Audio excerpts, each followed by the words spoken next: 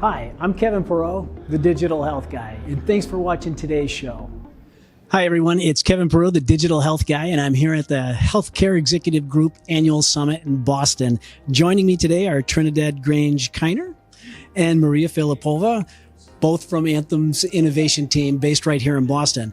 Ladies, I have a couple questions I'd like to ask you. I think of platforms as application stacks, and boy, Anthem's building an incredible platform. Tell us a little bit about the ecosystem strategy behind putting together a platform, because the technology components, I'm sorry, that's not all that interesting, but the ecosystem and their capabilities, that's real interesting. The way we think about our capabilities in the ecosystem is at least in two main dimensions. We build ecosystems with the intent to solve what we call utility problems, problems that are so painful and so pervasive in the system that collaborating with each other actually is worth the transaction cost. Right. And so when you think about those ecosystems and the utility problems, these are the problems that bring together partners who used to be competitors, partners who used to be vendors or even regulating each other.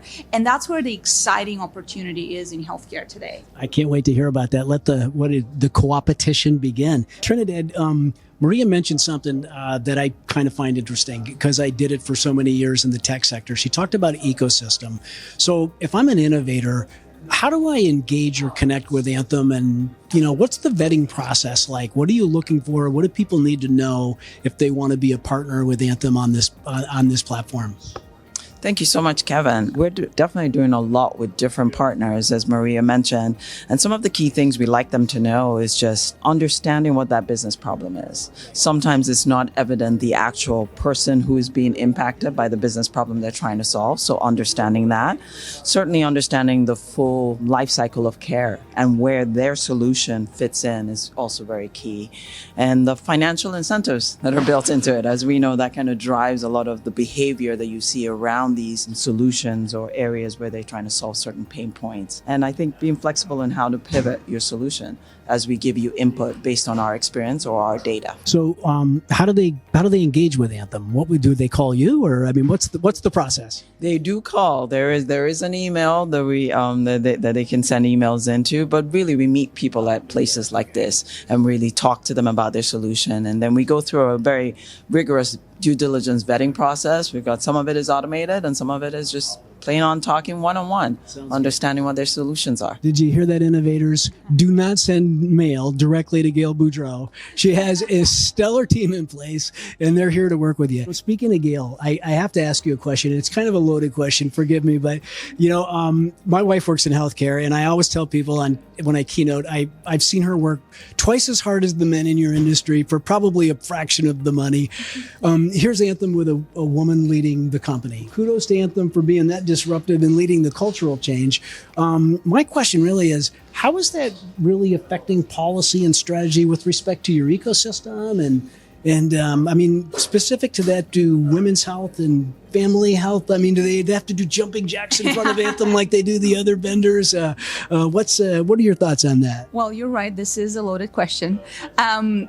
Gail Boudreaux is the best person for the job, who also happens to be female. And that is the foundation and the starting point. And I think that Anthem as an organization, our Blue family and the broader ecosystem and healthcare overall is fortunate to have someone like herself lead in that time of change and transformation. Gail's experience and deep knowledge in healthcare, her ability to connect the dots, and her vision complemented with the ability to execute is really, really powerful.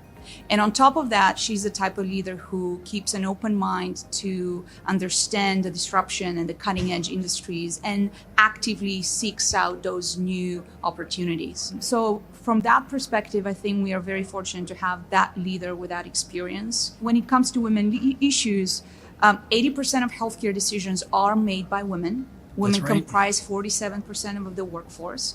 And with that in mind, taking care of women issues is a sound judgment, with or without Gail in the office. And so from that perspective, we are actively looking at solving women health, because in our perspective, this is also family health. Good for you guys. So in closing, did you see anything here at the show this year that surprised you or you just thought, wow, I want to go talk to that company because what they're doing is pretty interesting? It's very exciting for us to be here because we're sharing that like-minded openness and passion for change and disruption in healthcare.